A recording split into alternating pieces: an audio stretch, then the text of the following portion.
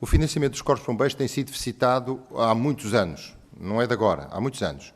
E nós fizemos aqui um pequeno exercício e de 2016 até 2022, que foi a última vez que houve uma lei da Assembleia da República que determinou quais eram os valores que mensalmente seriam entregues aos bombeiros voluntários, nós encontramos que, face aos custos de contexto de 2016 para 2022, há um déficit junto dos corpos de bombeiros de cerca de 21 milhões de euros.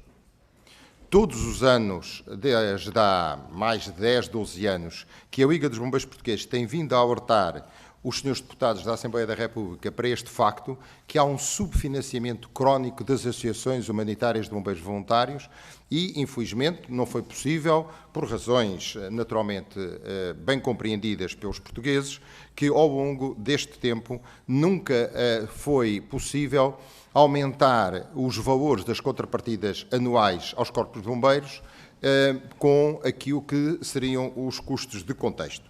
Dito isto, o que quer dizer que as associações humanitárias, quando partem para qualquer destas questões do transporte dos doentes urgentes ou não urgentes, estão sempre já em déficit.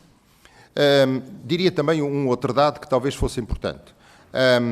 As associações humanitárias de bombeiros voluntários pagam a segurança social dos seus colaboradores. O valor que se paga pela segurança social dos seus colaboradores, dos seus bombeiros que trabalham em tempo permanente na urgência e nos dos transportes dos doentes urgentes e não urgentes e no combate aos incêndios, o valor da segurança social é superior ao valor que o Estado paga às associações para a manutenção das suas estruturas administrativas.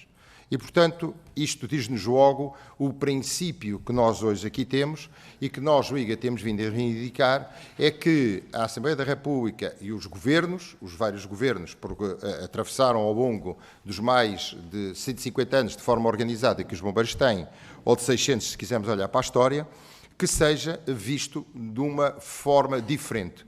E nós defendemos que haja um contrato de programa para que estas situações não se repitam no futuro como estão a acontecer. Nós temos feito várias propostas nesse sentido e, portanto, é possível resolvê-las, eu diria, nesta tarde.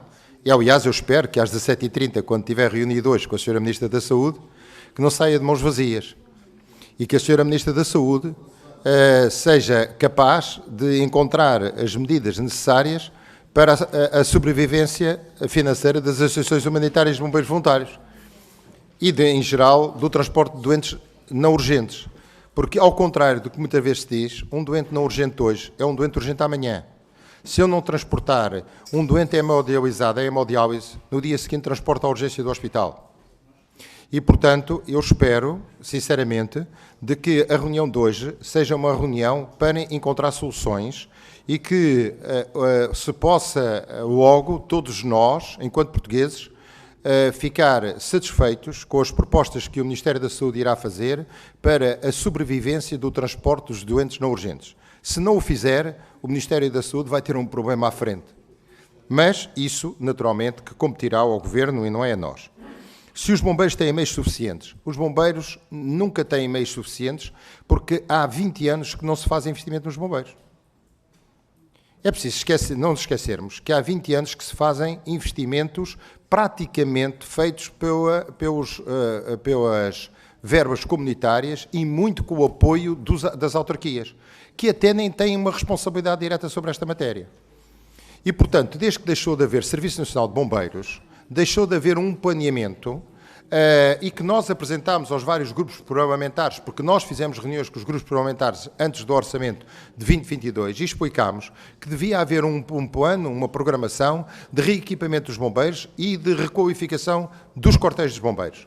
Não está feito, não foi possível fazer, está remetido para as questões do PRR e para as questões das verbas do Portugal 2030, com todas as dificuldades que isso tem e muitas das vezes com a impreparação que os nossos próprias associações têm em relação a essa situação. E chama a atenção que Com a questão da implementação das NUTS 3, o problema vai ser maior.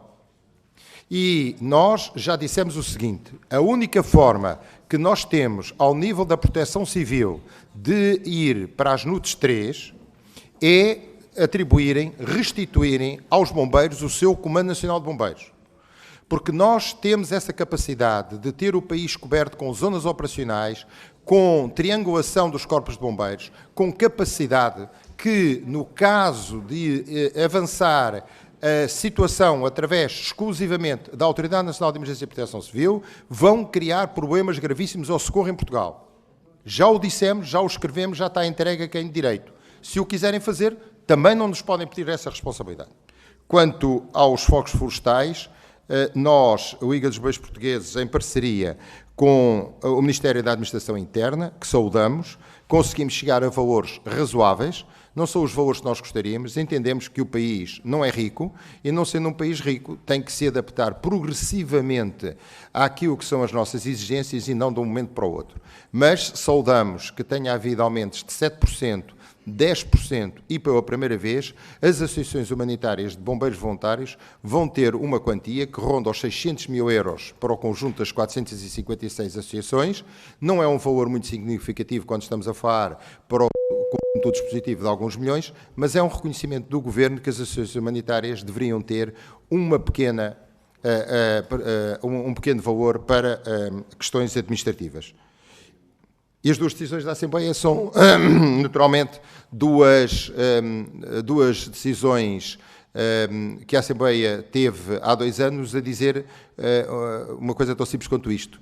Os transportes do INEM devem ser totalmente ressarcidos aos corpos de bombeiros e não têm sido, e não houve cumprimento dessas duas decisões.